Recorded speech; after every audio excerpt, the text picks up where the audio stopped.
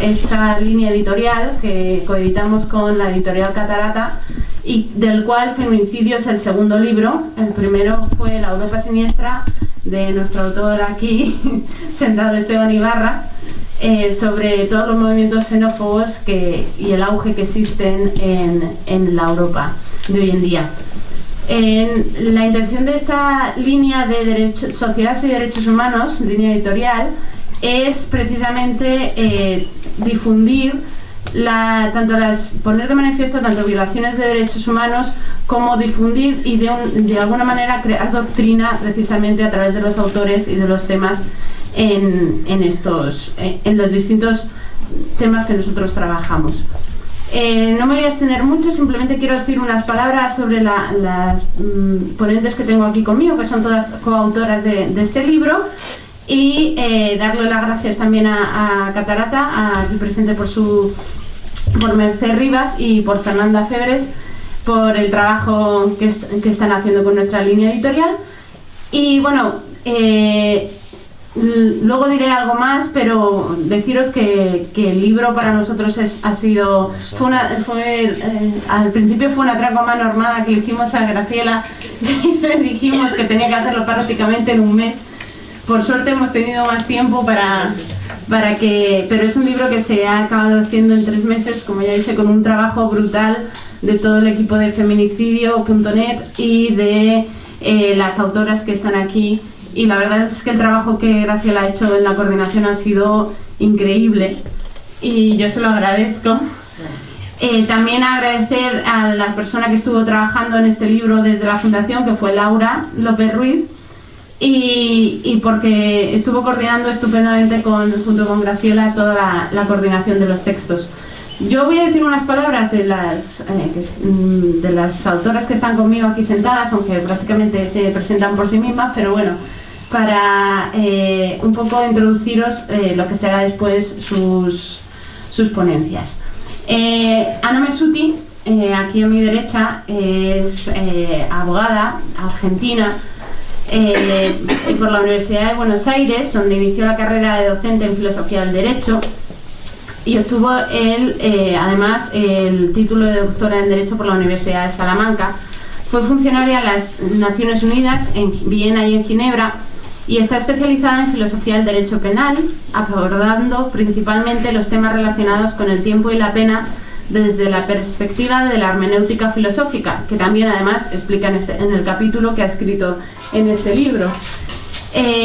Ana continúa su actividad académica en el Instituto Vasco de Criminología San Sebastián, en la Escuela de Magistratura de la ciudad de San Pablo, en Brasil, en la Universidad de Ginebra y en la Facultad de Derecho de la Universidad de Buenos Aires y la Universidad de Rosario.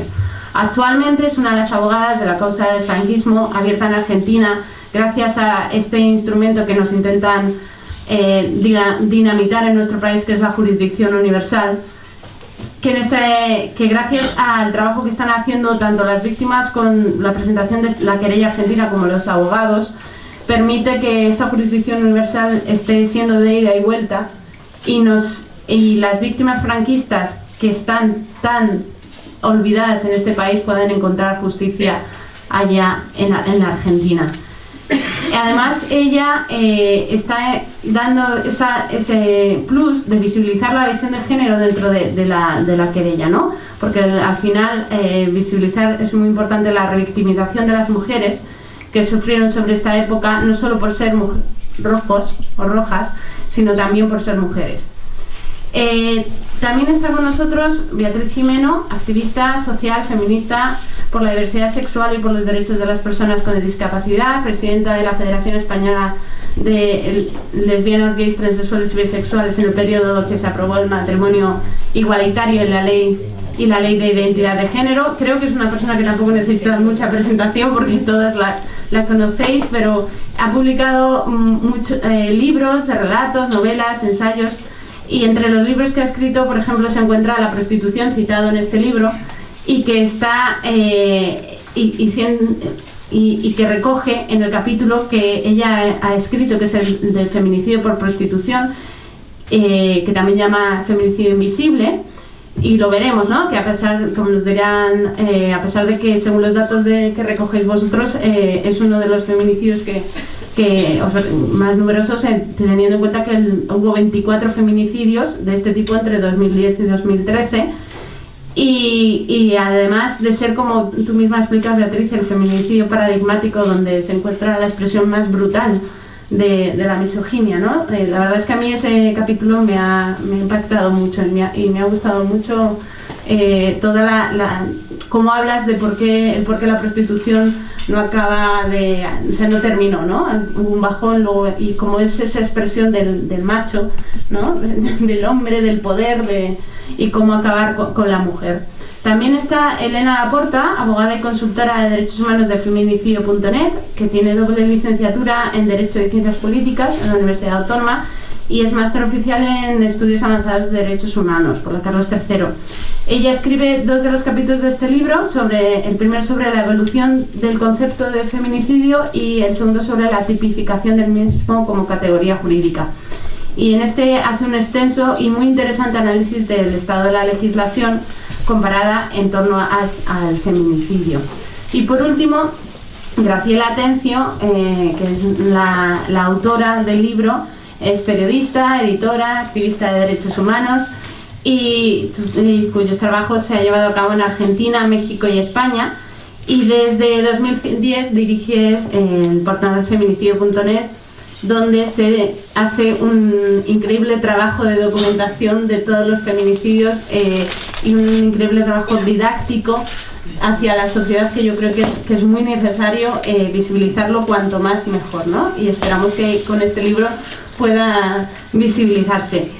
Y bueno, nada, además han colaborado Irene Ballester Buigues con un capítulo estremecedor en el que hace el repaso de las expresiones artísticas sobre el feminicidio, Laura Rebolledo Genison y otros componentes del equipo de producción de feminicidio.net, que seguro que los nombrarás.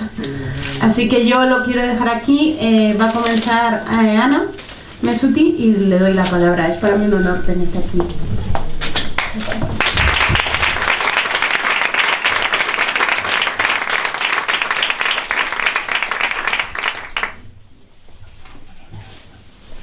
Bueno, muchísimas gracias, María, por la presentación. Muchísimas gracias a todos ustedes por haber venido, por estar aquí acompañándonos en un momento tan importante. Muchas gracias a Graciela, que nos ha coordinado muy bien en este trabajo colectivo. Y bueno, quiero agradecer también a la Fundación Garzón, que ha la publicación de este libro, y a la Casa Editorial también. Siempre es un espacio, ¿no?, que nos dan, cuando nos dan la posibilidad de intervenir en un libro, de trabajar en un libro, es un espacio que nos dan. Y les voy a decir que para mí entrar en este espacio ha sido una especie de, puedo decir, un atrevimiento, ¿por qué no decir una imprudencia? Porque yo no pertenezco al movimiento feminista, no he seguido nunca los estudios de todo lo que reclama el tema. Me he visto obligada muchas veces a rechazar invitaciones muy interesantes para participar en conferencias porque trataban el tema de violencia de género y yo no estaba preparada para eso. Esto me hizo siempre dudar. ¿Por qué no lo hacía? Bueno, las cosas de la vida tienen sus derroteros y yo estaba siguiendo otros, como yo digo, otros recorridos criminales. Estaba estudiando el tiempo de la pena, estaba preocupándome de las cárceles, de los presos, ni siquiera estaba en ese momento con el tiempo de la memoria, después el tiempo de la memoria, hasta que, bueno, primero una entrevista en la revista feminicidio.net, luego unas conversaciones con amigas del movimiento y luego la curiosidad y decir, bueno, por fin este tema me está buscando, voy a ir al encuentro de él. Y esto es, por eso les digo francamente, que es una primera incursión en este territorio, o sea que les pido que la tomen como tal, la incursión que yo hago con este artículo. Y entonces cuando comienzo a leer o a interiorizarme para hablar, me decían, tienes que hacer algo desde la perspectiva internacional, desde la perspectiva en la que estamos trabajando ahora con la querella argentina. Es decir, mirar eso desde otra perspectiva, aportar justamente, tal vez me invitaron, no por los recorridos en el movimiento feminista, sino por la ausencia de esos recorridos, para tener una perspectiva ajena, para darles una perspectiva desde el derecho. Y ese es el desafío que yo he aceptado al ocuparme de esto. Entonces entré en ese tema y me di cuenta que, Dios mío, me encontraba ante la misma sorpresa con la que me he encontrado cuando trataba los crímenes internacionales, los graves crímenes de genocidio y delitos contra la humanidad. El derecho pasa frente a ellos sin darse cuenta, sin ocuparse, con total indiferencia. Tiene que pasar muchas cosas y mucha agua bajo los puentes para que el derecho se ocupe de esto, así como la filosofía analítica que surge justamente después de la Segunda Guerra Mundial, cuando es necesario que se ocupen filosofías mucho más profundas, que se detengan en el mal y en el sufrimiento humano. No, la filosofía se ocupa de sutilezas del lenguaje, como la filosofía analítica. Lo que pasa con los crímenes internacionales pasa con los crímenes contra la mujer. Y vamos a ver cómo es lo que yo he tratado, y a partir de ahora seguir estudiándolo, perfilar esos crímenes en un plano internacional. Porque nos damos cuenta que los derechos nacionales son insuficientes. Nos damos cuenta que los límites que tiene el derecho estatal ante esos grandes crímenes, esos crímenes más graves, nos impiden seguir adelante. Por eso tenemos que pasar a la dimensión internacional. Pasar a la dimensión internacional, como nos dice claramente una frase de Hannah Arendt, que dice, la voy a leer porque vale la pena: los crímenes nazis, me parece, hacen estallar los límites del derecho. Y eso es precisamente lo que constituye su monstruosidad. Para estos crímenes ningún castigo es suficiente. Esta culpa, en contraste con cualquier otra culpa criminal, sobrepasa y destroza todos y cada uno de los sistemas jurídicos. Esa es la razón por la que en Nuremberg los nazis se mostraban tan arrogantes. Es decir, los derechos estatales no son suficientes, tienen determinadas normas, determinados principios a los que deben ajustarse, en el que las normas penales no son suficientes para abordar esos graves crímenes con los que se enfrenta la humanidad entera, la comunidad de estados en general. Nosotros tenemos entonces soy consciente de la limitación temporal, pero nosotros tenemos una primera salida, que es la salida del derecho estatal al derecho internacional. Pero yo propongo no solo trascender las fronteras geográficas, sino también las fronteras teóricas. Tampoco podemos quedarnos encerrados en una filosofía del derecho, en una teoría general del derecho, en la que estemos mirando y pretendiendo que el derecho sea ciencia, en que estemos atados por las normas y estemos atados por una pirámide normativa y no veamos que el derecho está contaminado. Cuando pretendamos un derecho puro, un derecho científico, es porque ya estamos ideológicamente contaminados. Entonces, cuando el derecho está impregnado del mundo de la vida, de los hechos, cuando el derecho está impregnado del mundo de los valores, no podemos desvincularnos de él cuando veamos e interpretamos el derecho, porque nosotros mismos estamos impregnados de prejuicios, y no hay nada peor que un prejuicio del que no seamos conscientes. Un prejuicio del que no seamos conscientes es una fuerza que no podemos controlar y que opera en nosotros mismos. Todo esto me dirán que tiene que ver con el libro, con el feminicidio. Sin embargo, yo considero que son pasos fundamentales que tenemos que por lo menos yo les estoy mostrando mi recorrido en este caso, que es un recorrido que siguió estos pasos. no podía abordar ese crimen contra la mitad de la humanidad, ese crimen de la mujer por ser mujer, no podía abordarlo si no buscaba herramientas que no me podía dar ni el derecho estatal, ni dentro del derecho estatal, ni una teoría jurídica del derecho tipo que él señala positiva. Entonces, abordo con la filosofía hermenéutica del derecho. La filosofía hermenéutica es la que le da un valor enorme a la interpretación, pero es una filosofía que nos muestra un derecho vivo, un derecho flexible, que no tiene miedo a desatarse de los vínculos, de las normas y de los principios establecidos por la dogmática. Esa filosofía a mí me interesaba particularmente porque es una filosofía que también se interesa mucho y trabaja mucho con los mitos. ¿Y qué mejor mito, qué mito mejor conocido para las mujeres que el mito de Antígona? Entonces comencé a leer en el mito de Antígona o los estudios sobre Antígona, dándome cuenta que se encarna y se establece una oposición, una contradicción clara entre lo que Antígona reivindica personal, íntimo, que es la sepultura digna de su hermano, y el derecho impuesto positivo por Creonte, el poder político.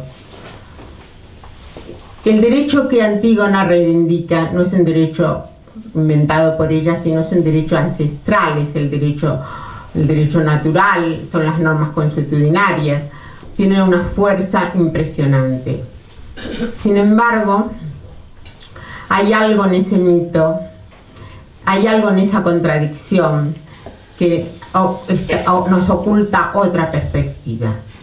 Antígona representa entonces las normas morales, las normas del derecho consuetudinario, del derecho que en este momento sería nuestro derecho internacional, nuestro derecho consuetudinario internacional.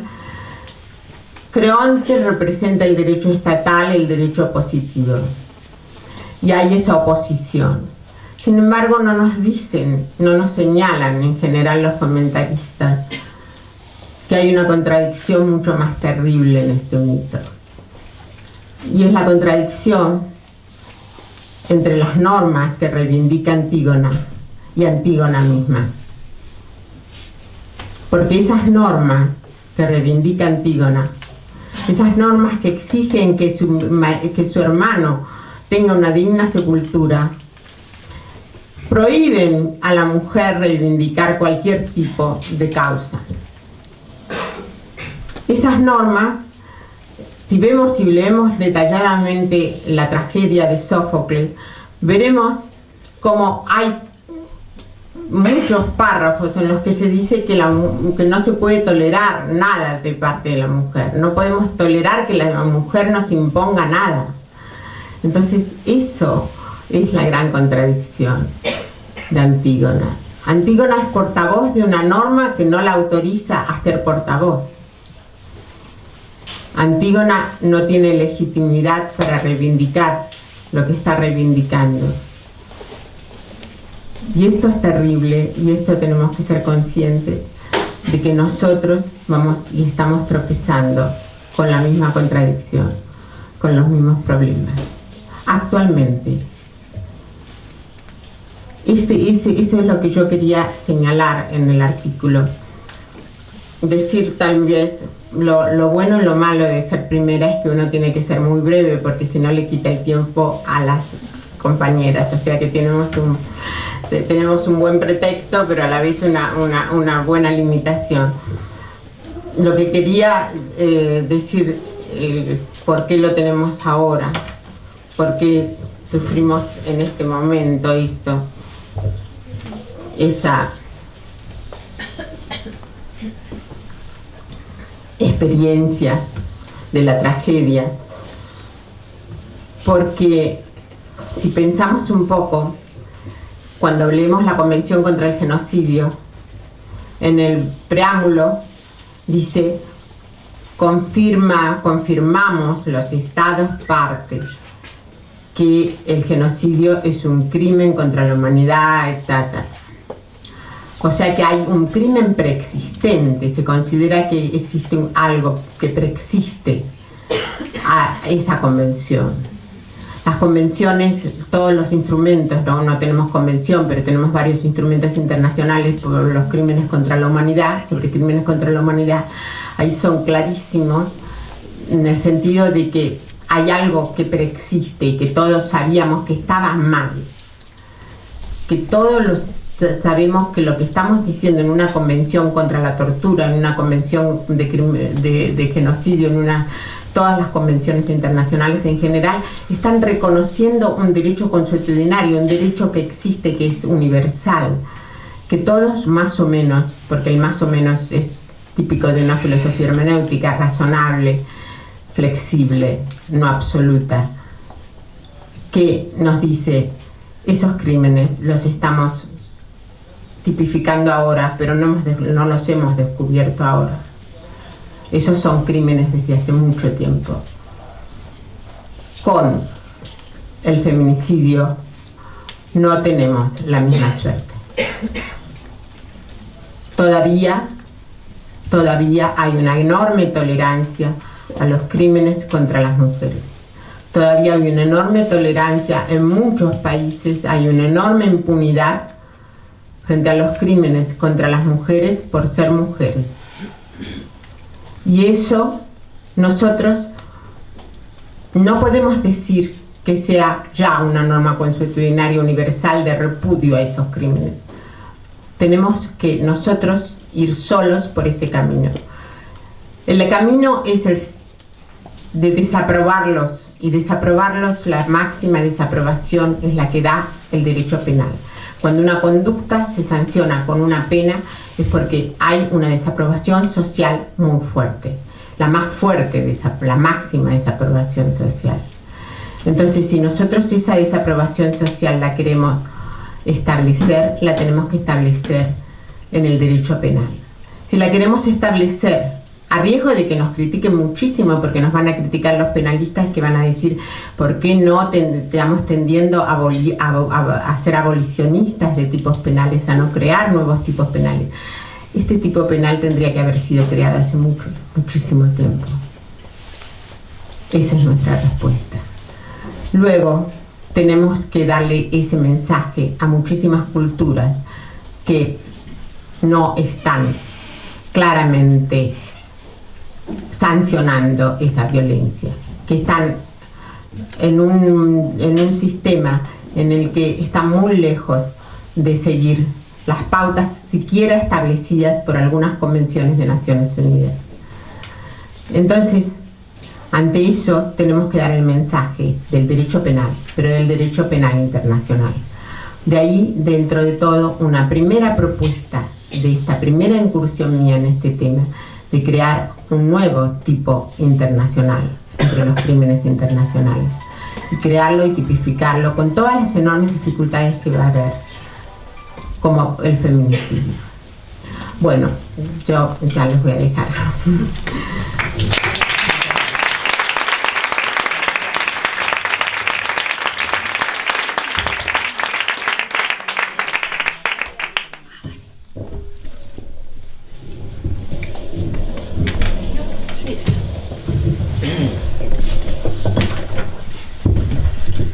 Bueno, pues buenas tardes y muchas gracias por venir.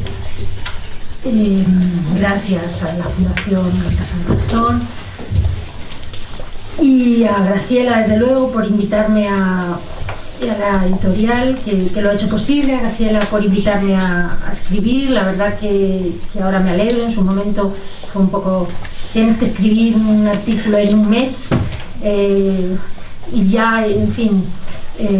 La verdad que fue difícil, pero bueno, además era un tema que yo no había escrito, pero que me ha gustado, me ha servido. Creo que es un capítulo tentativo de algo que quizá, bueno, que es un tema que vengo tratando. Son temas, no un tema, son temas sobre los que vengo trabajando hace tiempo, y que este capítulo me ha permitido profundizar y encontrar una vía o un nuevo camino sobre el que creo que voy a trabajar más adelante. El tema del asunto de la prostitución, aquí me he encontrado con varias alumnas, me hace gracia porque hace tiempo que estoy dando un curso online en la plataforma feminicidio.net sobre prostitución, y como es online y no ves a las alumnas, pues no las conoces personalmente, pero luego siempre que voy a sitios se me acerca gente y me dice: yo he sido alumna del curso, y claro, hace ilusión, ¿no? Hace tiempo que empecé a trabajar el asunto de la prostitución con la idea de, bueno, que vamos poco a poco, de darle un giro al debate que se viene manteniendo sobre la prostitución, considerando que tal como se desarrolla en este país es un debate ocluido, ¿no? Es un debate sobre, en realidad no es un no debate, no se puede debatir sobre prostitución públicamente, y todas sabemos por qué. Y a mí creo que no me resigno a que haya asuntos sobre los que no puedes hablar, y no me resigno si encima en muchos casos compartes con las personas con las que, entre comillas, no puedes hablar, pues muchas otras cosas, ¿no? Son feministas, etcétera. Y como no me resigno y no me resignaba y sigo sin resignarme, pues, y porque además yo tampoco me sentía cómoda cuando un debate se polariza absolutamente, te obliga a situarte, nos obliga a todas a situarnos en un polo o en el otro. No se admiten, en este no debate, no se admiten posiciones intermedias. De hecho, generalmente cuando posiciones intermedias, matizadas, grises, no tiene por qué estar en el medio exacto, cuando una dice, por ejemplo, pues yo estoy de acuerdo con esto, pero en este asunto la verdad que considero que no estoy de acuerdo, pues te atacan por los dos lados, ¿no? Eso me pasa a mí mucho, que me atacan por ambos lados. Y bueno, y me interesa mucho la cuestión de la prostitución, y llevo tiempo dándole vueltas a cómo desbloquear el debate, porque creo que es importante que se puedan llegar a pactos, o a pactos de mínimos en algunas cuestiones. En otras no será posible, hay muchos asuntos políticos en los que no se puede llegar a pactos, pero en otros creo que sí, y que es interesante intentarlo. Y además es interesante porque también, como he estudiado y creo que demuestro en mi libro, la no existencia de acuerdos en nada nos está llevando a una dinámica en la que las cuestiones relativas a la prostitución son tomadas siempre de espaldas al feminismo, y de acuerdo con otros a las dos partes, si quieres, ¿no? Y de acuerdo con intereses que no tienen nada que ver con las mujeres, no ya con el feminismo, sino con los empresarios, con intereses políticos, las elecciones que vienen, las elecciones que van, los vecinos que protestan, en fin, intereses que en principio no tienen nada que ver ni con las mujeres que se dedican a la prostitución, ni con las feministas, ni con las mujeres en general, ni con el feminismo, ¿no? Por tanto, sí que creía que debería ser posible hablar y debería ser posible llegar a algún tipo de acuerdo en algunas cosas, y como digo, seguramente en otras no. Finalmente, creo que una de las cuestiones en las que creo que el debate, entre otras cosas, está estancado porque los argumentos se han estancado, cosa que suele ocurrir a menudo con cuestiones que son tan que se debaten desde las tripas como esto, ¿no? Y entonces yo creo que había que modernizar o ver qué estaba pasando, y una de las cuestiones que a mí me ha interesado desde el principio es dejar de estudiar la prostitución en su faceta, no sé cómo llamarla, individual, es decir, en la relación prostitucional entre la mujer que se dedica a la prostitución, el cliente, y pasar a estudiarla en su faceta industrial, que creo que es la que configura, la que es propia de este tiempo. Es decir, creo que la prostitución es una institución que ha cambiado, aferrarnos como ha cambiado el matrimonio, como cambian las instituciones. Si no cambian, pues desaparecen. Y como la prostitución no solo no ha desaparecido, sino que ha experimentado un enorme aumento en su uso, se ha globalizado, se ha convertido en una mega industria mundial, pues creo que hay que enfrentarse a ella o considerarla desde otro punto de vista. Y hay que considerarla desde creo yo, desde el punto de vista de unirla, qué significa en el neoliberalismo, qué importancia tiene para el neoliberalismo, para la cultura neoliberal, porque creo que el neoliberalismo no es solo un régimen económico, sino que es una razón también, ¿no? Que modela las mentes. Y por tanto, ¿qué significa? ¿Qué significado tiene la prostitución, que se ha convertido en una mega industria? Y estudiarla desde el punto de vista, como digo, industrial. Y en eso estaba. Al mismo tiempo me vino la idea, comencé a pensar en el feminicidio, porque el feminicidio también le ha sucedido, o a la violencia de género, pues algo similar. Es decir, pues lo que consideramos violencia de género, asesinatos machistas, malos tratos, pues ha habido siempre. No es difícil saber el número, puesto que no se han recogido nunca, que hasta hace poco tiempo, relativamente poco tiempo, era una violencia absolutamente naturalizada, que no figuraba en muchísimos sitios, bueno, en la mayoría de los sitios no era delito. Por tanto, es muy complicado saber si ahora es mayor, menor. Hay quien dice no es mayor, solamente ahora se denuncian. Lo que ha cambiado son las herramientas para medirlo y para visibilizarlo. Realmente eso no es fácil saberlo. Mi percepción, bueno, creo que la percepción general es que hay un aumento de los asesinatos, porque por la simple razón de que, aunque siempre ha habido asesinatos machistas, y la violencia forma parte del sistema patriarcal, es más importante, o hasta hace poco, la amenaza de la violencia ha sido suficiente. Ya sabemos lo de no vayas sola de noche, no te pongas minifalda, o las mujeres no pueden salir, o simplemente, digamos, los malos tratos, las palizas, en fin. Ha sido suficiente para mantener el orden. En el momento en que esto no es suficiente y que el orden de género convulsiona a partir de los años 60, 70, esa amenaza de violencia empieza a no ser bastante.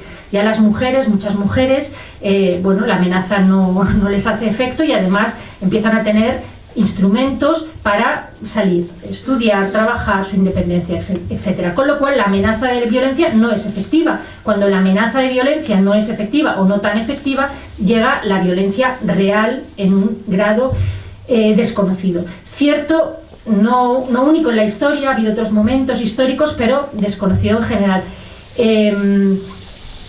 Sí, asesinatos ha habido siempre. Lo que ahora ocurre en algunos países, o de lo que tenemos noticia, es esos asesinatos bueno, que hemos conocido, en los cuales se ha empezado a utilizar el nombre de feminicidio.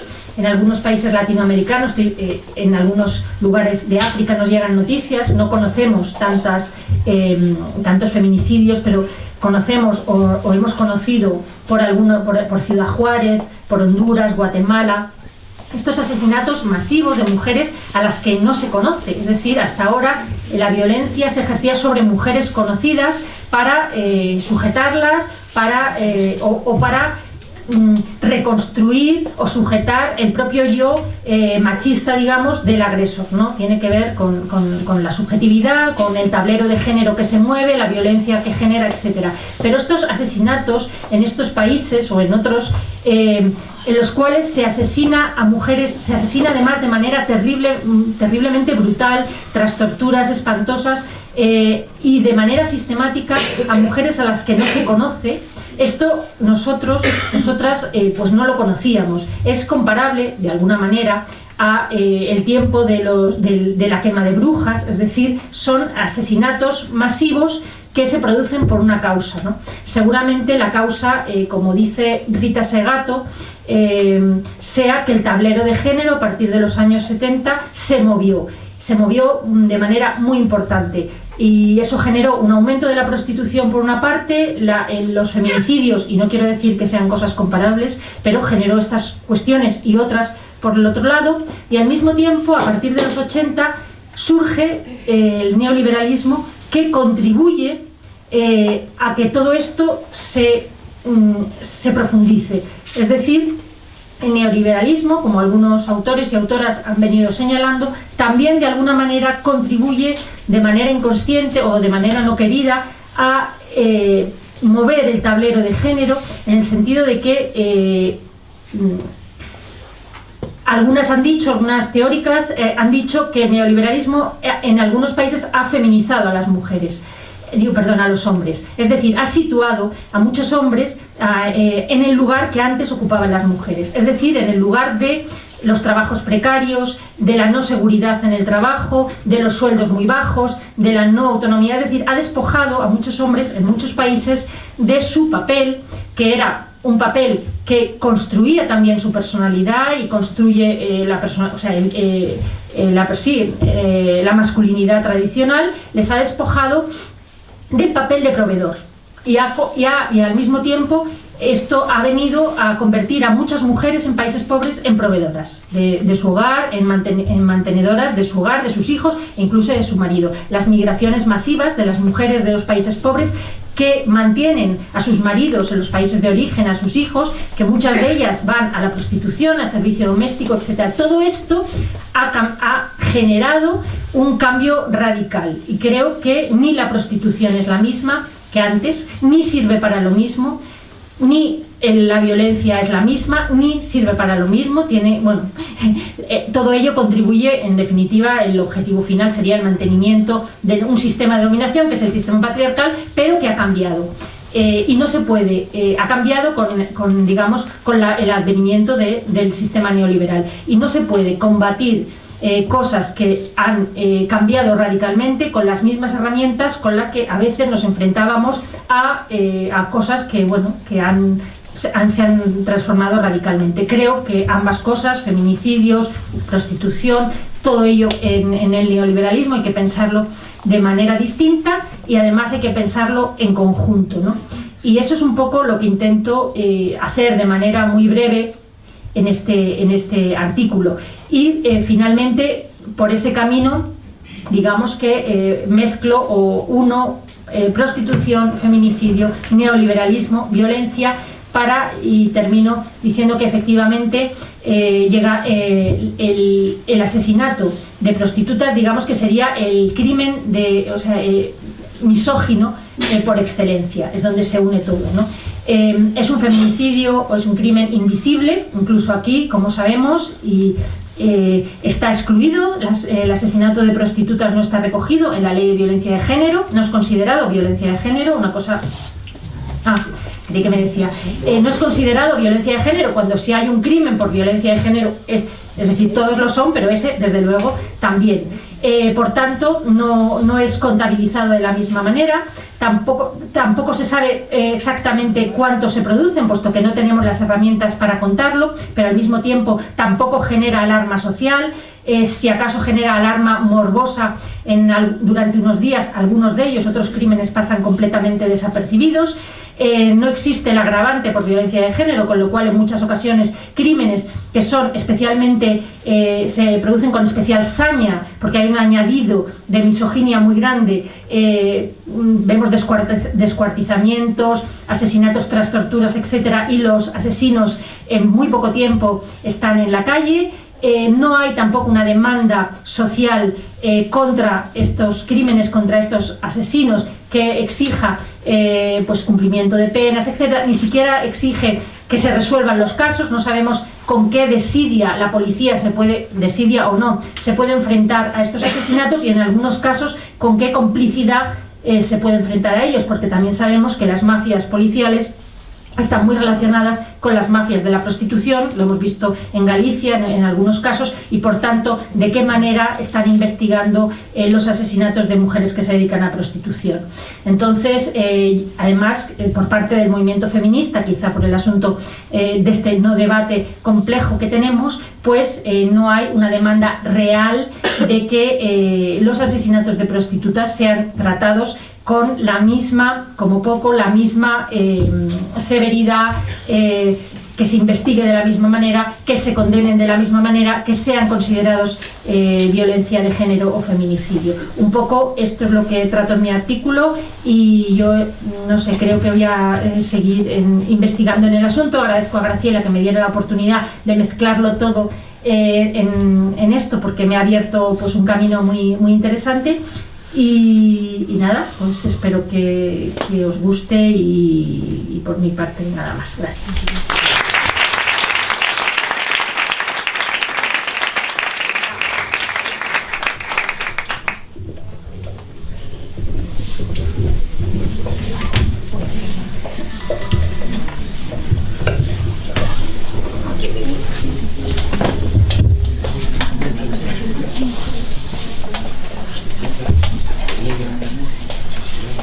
Bueno, pues en primer lugar dar las gracias a la Fundación Alto San Calzón y a la editorial Catarata por habernos ofrecido este espacio. Como decía Ana Mesuti, entendiendo por espacio tanto la posibilidad de hacer este libro como también el local y la posibilidad de compartir con vosotros y con vosotras nuestras reflexiones durante estos últimos 4 o 5 años en torno al feminicidio. Quería también agradecerle muy especialmente a Graciela su apoyo. Es ella la que me ha enseñado prácticamente todo lo que sé de feminicidio y es ella por la que estoy hoy aquí con vosotros. Sobre todo porque además es también ella la que me hace ver que es fundamental que trabajemos por la documentación y por la visibilización y ojalá dentro de no mucho tiempo por el reconocimiento mundial del feminicidio como término, sobre todo en el ámbito del derecho. Y sobre todo también querría agradecer a mis compañeras y compañeros de Otro Tiempo y del equipo feminicidio.net. Son muchos, pero sobre todo y muy en particular a Charo, que es también uno de mis pilares. Bueno, creo que es fundamental empezar en primer lugar por una reflexión sobre el derecho y también sobre lo que esperamos del derecho. Es una disciplina, un ámbito del conocimiento que históricamente, y yo creo que hoy en día también tiende a ser muy conservador. Y precisamente por ello, bajo el paraguas de la pretendida neutralidad y objetividad, de alguna manera, sí.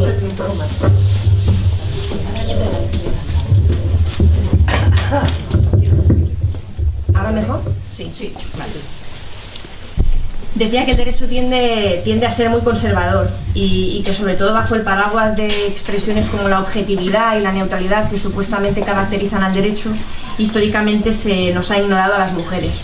De tal manera que, bueno, pues básicamente se ha desconocido nuestras necesidades y nuestras experiencias vitales. Y una de esas experiencias, por desgracia, es la violencia de género.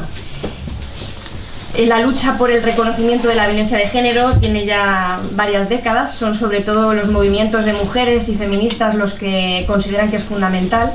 Y es, yo creo, a esos movimientos a los que debemos que hoy en día la violencia de género esté reconocida en el ámbito del derecho. Precisamente porque ha sido un proceso muy largo, que ha durado varias décadas, probablemente el reconocimiento también desde el punto de vista jurídico del feminicidio sea un proceso largo y arduo. En ese sentido quería brevemente recordar que la Declaración de Derechos Humanos, la Declaración Universal, data del año 1948 y tendremos que esperar casi 30 años a que se apruebe una convención que se refiera expresamente a los derechos humanos de las mujeres. En el año 1979 la conocida como Convención CEDAW, para la eliminación de todas las formas de discriminación contra la mujer. Y todavía tendremos que esperar otros 15 años para que un instrumento internacional por fin reconozca y defina la violencia de género, como es la Declaración de Naciones Unidas sobre la eliminación de todas las formas de violencia contra la mujer, que es del año 1993. Esta declaración no es vinculante, no es una convención y por lo tanto no es de obligado cumplimiento para los Estados. En ese sentido, tampoco la Convención CEDAW reconoce expresamente la violencia de género. Tenemos que ir a una de sus recomendaciones generales, que es del año 1992, en la que se establece esa conexión entre violencia de género y discriminación. Y en ese sentido lo que quería remarcar un poco es que en realidad en el ámbito internacional no tenemos una convención que sea vinculante, que sea de obligado cumplimiento para todos los Estados, en lo que se refiere a la violencia de género. Por lo tanto, incluso en el año 2014, y teniendo como punto de referencia la Declaración Universal de 1948, realmente no se ha hecho todo lo que se podría hacer en esa materia. En el ámbito regional tenemos un hito, el latinoamericano, como es la Convención Belém do Pará, que sí es el primer instrumento convencional que se refiere únicamente a la violencia contra las mujeres. que es del año 1994, Europa, con mucho retraso, aprueba, al menos en el ámbito del Consejo de Europa, que seguramente lo conocéis todos porque está de máxima actualidad, el Convenio de Estambul, que sin embargo, y yo quiero recordar que aunque es cierto que es un avance fundamental en la materia, no es menos cierto que, a diferencia de lo que ocurrió en Latinoamérica con la Convención Belém do Pará, no solo incluye la violencia de género, sino también la violencia doméstica, ¿no? Y en ese sentido es de sobra conocido que hubo presiones por diversos estados que se negaron a tener un instrumento europeo que regulase exclusivamente la violencia contra las mujeres.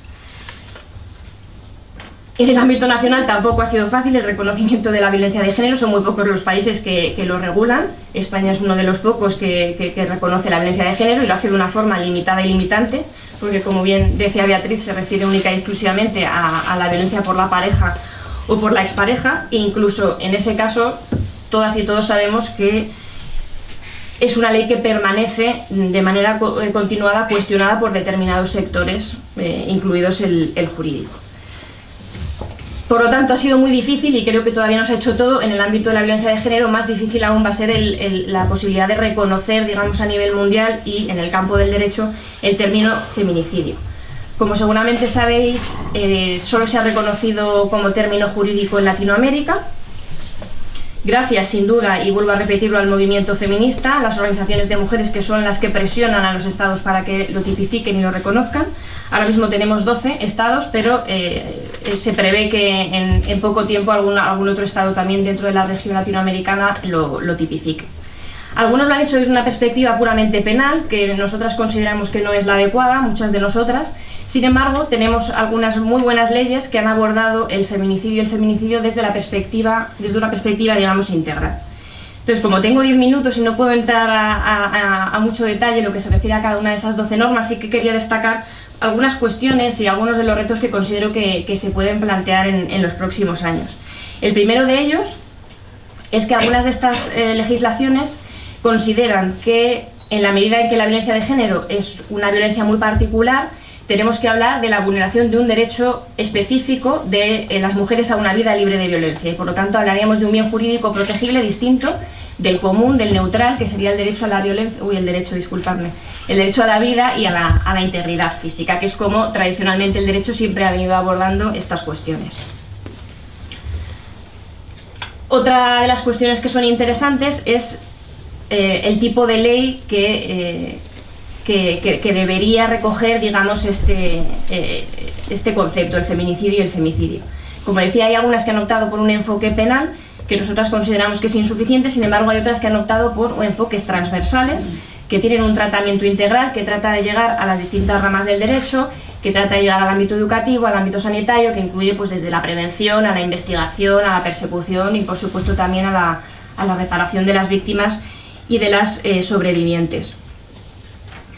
Otro de los temas que son también muy interesantes es la utilización del lenguaje. Hay algunas leyes que yo considero que son innovadoras, porque para hablar de violencia de género, en general y en particular sobre el feminicidio, creo que tenemos que hablar con el lenguaje feminista. Es la teoría feminista la que nos explica cuáles son las causas, cuáles son las razones del feminicidio y de la violencia de género, y por lo tanto el derecho debería ser también capaz de incorporar ese lenguaje para poder tomar decisiones, digamos, coherentes sobre esa materia, ¿no? Por poneros algunos ejemplos, algunas de estas normas nos hablan de expresiones como el patriarcado, de la opresión de género, del androcentrismo, de la despatriarcalización, del sexismo, de las conductas estereotipadas. Es decir, un lenguaje que creo que es fundamental que tengan, entre otros, los operadores jurídicos para poder dictar, por ejemplo, si es un juez, sentencias, digamos, que estén apoyadas en lo que es la razón de ser, digamos, de la violencia de género, ¿no? Es decir,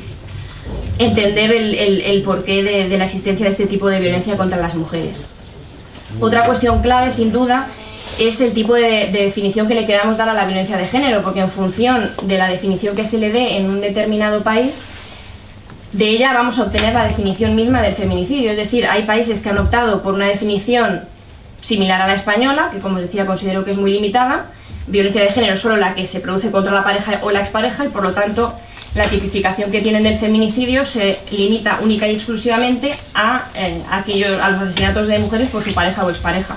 mientras que aquellas que han apostado, yo creo que con más fundamento, por definiciones amplias de violencia, han optado también por definiciones amplias de feminicidio, entre las que se encontraría, por ejemplo, la de prostitución, como comentaba Beatriz.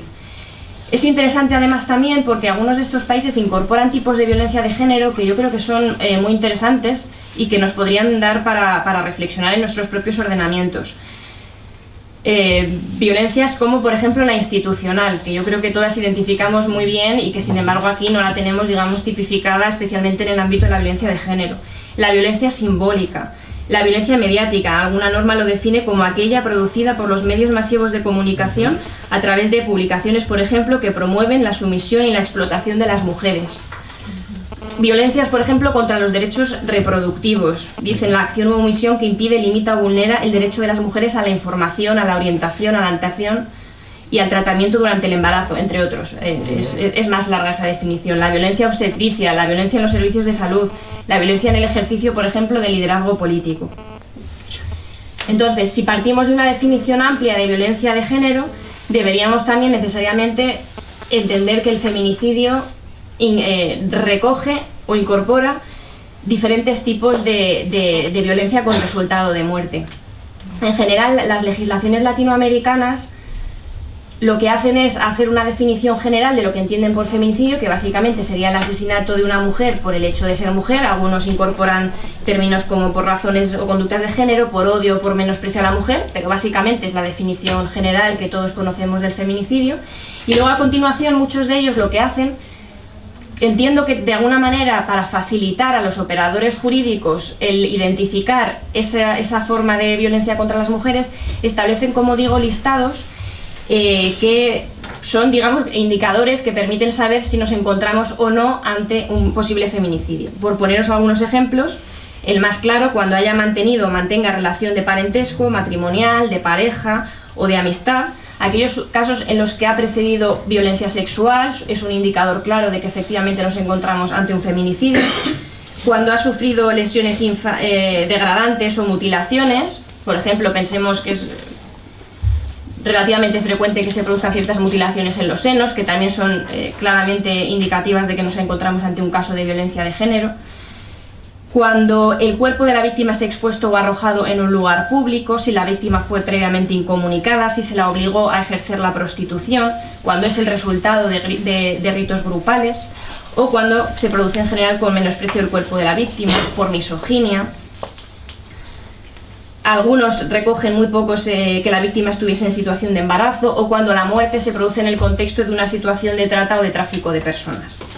Algunas incluso recogen figuras muy novedosas, como es el feminicidio agravado, y especialmente interesante me parece la que llaman como inducción al feminicidio, es decir, aquellos casos en los que la víctima se suicida pero como consecuencia de toda la violencia previa que ha podido sufrir, física o psicológica o ambas.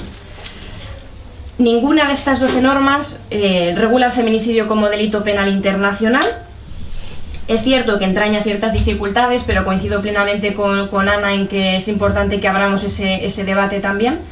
Sí que creo que es interesante que conozcamos que hay una ley, en concreto uruguaya, de cooperación con la Corte Penal Internacional, que en lo que se refiere al genocidio sí que incorpora como posible supuesto el tema del género.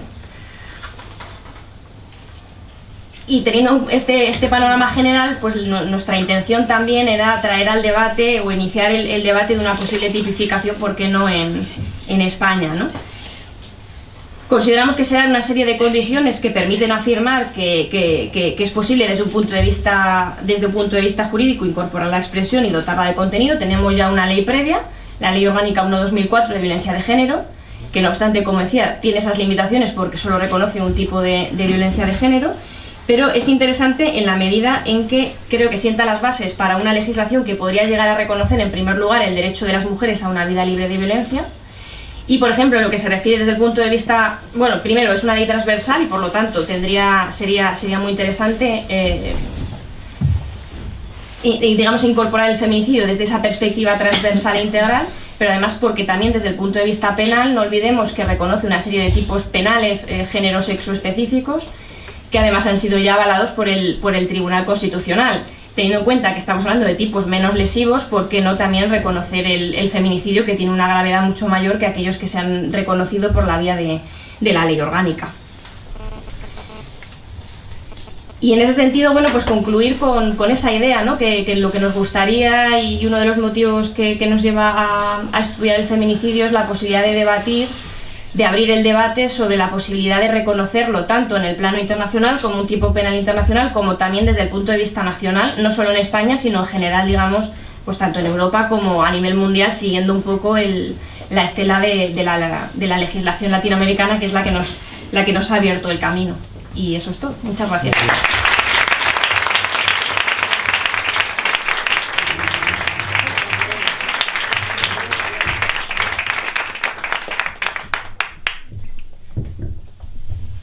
Bueno, muchas gracias por venir. Estamos muy emocionadas, mucha gente amiga.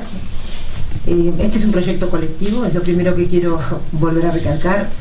Si no hubiese sido por el aporte de toda la gente que integra feminicidio.net, en consonancia con la propuesta que nos hizo la Fundación Garzón, la Fundación Internacional Baltasar Garzón, esto no hubiese sido posible. Y yo voy a contar la historia, los entretelones de lo que pasó con este libro, porque hubo una serie, no de improvisaciones, pero sí una secuencia de cosas que sucedieron que posibilitaron este resultado, que fue producto de un gran esfuerzo. Y es que Laura se acercó y nos ofreció esta posibilidad.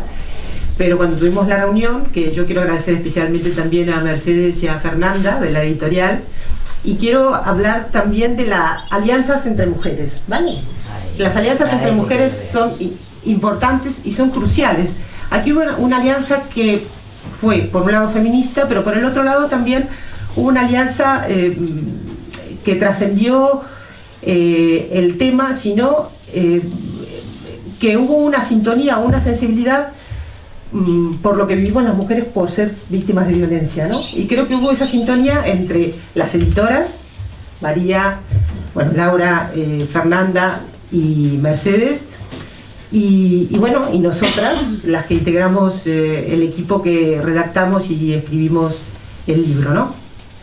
Y las alianzas son posibles también entre mujeres, aunque no seamos todas feministas. Lo acaba de decir y lo acaba de señalar Ana Mesuti, y esto es importante recalcarlo. Y también, más allá de las alianzas entre mujeres, están las alianzas interdisciplinarias, ¿no? O sea, creo que el mayor reto que supone la aceptación internacional y la vulgarización del término feminicidio es que trasciende el feminismo y es aceptado por la sociedad en general y por distintas disciplinas, ¿no? La sociología, la antropología, la criminología, el derecho, las ciencias de la comunicación. Entonces es muy importante tener en cuenta que cuando un término se convierte en un paradigma, tiene que ver con todas estas cuestiones que a lo mejor no las podemos explicar en un ensayo o no aparecen en el libro, ¿no? Entonces esto es muy importante. Y cuando nos sentamos y nos reunimos, me quedó grabado una cosa, que fue que Mercedes, la editora, dijo: bueno, yo quiero un relato, no quiero un informe de feminicidio, ni que nos cuenten aquí una historia, sino algo que pueda llegarle a la gente y que a la gente le sirva como un instrumento no solo de divulgación, sino que le provoque un cambio de conciencia, ¿no? No sé si lo hemos logrado, pero es lo que intentamos a través de este libro. Es un libro que significa un hito en España, porque es el primer libro de divulgación que se publica aquí. No quisimos que fuese académico, sino que fuese un puente entre la academia y la sociedad civil, lo que habla la gente en la calle o lo que se escucha, se lee, se ve en los medios de comunicación, y eso es lo que intentamos. Y también queríamos que fuese una síntesis, porque no podíamos poner todo lo que queríamos escribir en un libro de 250 páginas. Fue realmente un trabajo arduo y que nos agotó a todas, porque tuvimos que dejar fuera por lo menos un 50% del material, y porque sabíamos que si era un material divulgativo, lo que la gente tenía que leer, o las personas que se acercaran a él, era justamente una primera aproximación para después poder ir profundizando. Esperemos que no sea la única entrega. Tenemos ya una segunda parte para seguir desarrollando. Y bueno, y también quiero mencionar que este trabajo no hubiese sido posible sin todo el equipo que hay, que hace posible feminicidio.net, que somos más de 10 personas.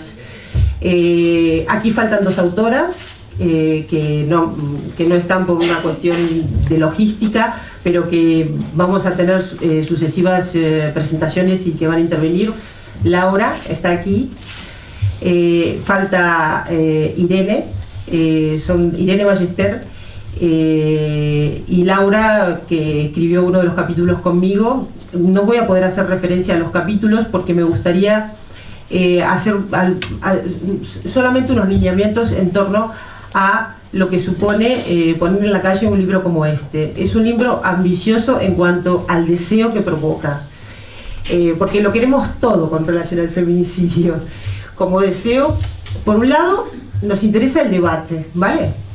El debate sobre la tipificación, pero no nos interesa la tipificación, sino un debate social, si es posible tipificar el feminicidio en España o no. Esa es una pregunta que nos gustaría conversar con vosotros y vosotras. Y por otro lado, la Convención Internacional. Una convención mundial sobre el feminicidio, ¿no? Y si es posible plantearnos un tipo penal internacional, ¿no? Es algo que soñamos cuando, antes de escribir el libro, lo dejamos aquí. Creo que es histórico este momento en España y a nivel mundial, y forma parte de una lógica, porque en España hay una gran tradición feminista y es lógico que nos estemos planteando esto aquí, ¿no? Y es lógico también que nos sumemos a una solicitud o a una sincronización que hay a nivel mundial. Nos hemos enterado de que, por ejemplo, para la Convención Internacional existe la Universidad de Harvard, y grupos vinculados a la universidad están planteando la posibilidad de celebrar una convención internacional por un instrumento con relación a la violencia de género, que podría ser el feminicidio. Nos hemos enterado también de que en Europa se va a celebrar en junio una cumbre que es la cuarta, ¿no, Elena? ¿O la tercera? Que se va a celebrar entre Europa y América Latina, y en la que ahí vamos a llevar una propuesta no de tipificación solamente del feminicidio en España, sino una tipificación regional en el marco del Convenio de Estambul, ¿no? Porque el Convenio de Estambul, que acaba de entrar en vigor y que España ha ratificado, obliga a que los estados tengan que tratar y ser responsables de toda la violencia, de todas las violencias que se cometen contra las mujeres. Entonces, en ese sentido es un hito este libro, ¿no? Y con relación, ya para terminar, porque para dar lugar a las preguntas por si charlamos un rato, sí me gustaría señalar 2 cuestiones que me parecen importantes. El libro también lo que quiere es visibilizar o pretende las violencias que se cometen contra las mujeres con resultado de feminicidio que no están dentro del marco de la ley. Nosotros hemos contabilizado en los últimos 5 años, contabilizamos los feminicidios desde el año 2010, 460 asesinatos de mujeres entre el 2010 y el 2013, de los cuales solamente el 60% son los cometidos en el marco de la ley o reconocidos por la ley en el marco de la pareja. Pero las otras violencias, que algunas de ellas tenemos claro, como los asesinatos de prostitutas, son feminicidios y se trata de violencia de género, no están no solo recogidas en la ley, sino que no forman parte de las cifras oficiales. Y esto viene a colación de que no existen estadísticas en el mundo, y no nos cansamos de repetir esto, que contabilicen o que puedan dimensionar en su totalidad el feminicidio como fenómeno global. O sea, todas las cifras que leemos, por citar 2, 93.000 mujeres asesinadas según una última estadística, un informe realizado por la ONU, o 66.000 de un estudio en Suiza, no recoge el feminicidio como indicador de violencia extrema que culmina en asesinato. Y no recoge tampoco cifras homogéneas ni comparables entre países, con lo cual estamos ante un fenómeno que ni siquiera sabemos su real dimensión, en sintonía con lo que estaba comentando Ana con relación al derecho penal internacional, ¿no? Y esto, hay una correlación de hechos entre estas dos cuestiones que estoy mencionando. Entonces, más allá de la cuestión de las leyes, lo que necesitamos es avanzar en el reconocimiento y en el trabajo de las estadísticas para poder trabajar sobre, por ejemplo, le hemos dedicado 2 capítulos en el libro al feminicidio por prostitución, porque al feminicidio por prostitución lo descubrimos o lo detectamos rellenando casillas de nuestra base de datos. Nosotros no sabíamos que existía. Los datos nos llevaron a trabajar la teorización y representan el 5% de los feminicidios. Es una cifra bastante importante y es un feminicidio paradigmático porque tiene que ver también con con la cultura que existe en España del consumo de la prostitución. Entonces, para culminar, y sí me gustaría pasar al debate, ¿no? Lo interesante del feminicidio es que es un término que engloba al concepto, a la categoría, a la teoría, es una herramienta de sensibilización y es un término que nos posibilita colocarnos en el análisis y en la observación de la violencia de género desde otro lugar. Dicen las autoras que conceptualizaron el término anglosajón, que uno de los problemas al que nos enfrentamos en el holocausto de los asesinatos de mujeres es que no hay sobrevivientes, no hay supervivientes, ¿no? Y ese es un problema muy grave. El feminicidio creo que nace a la sombra de ese sentimiento, ¿no? Nosotros relacionamos el feminicidio con la memoria histórica de las mujeres asesinadas y creemos que se puede construir la memoria histórica de las mujeres asesinadas en la desigualdad estructural, porque el feminicidio es el resultado de la desigualdad estructural entre hombres y mujeres en el patriarcado, y que el feminicidio posibilita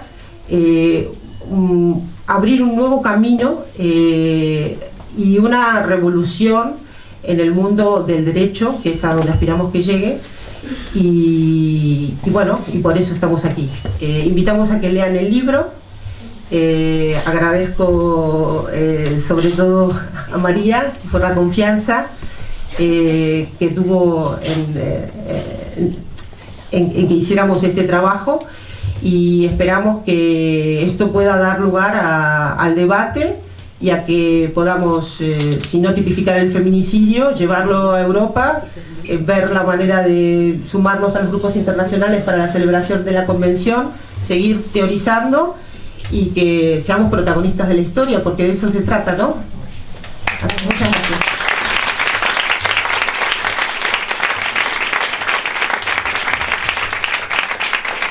Gracias. Graciela, buenos días.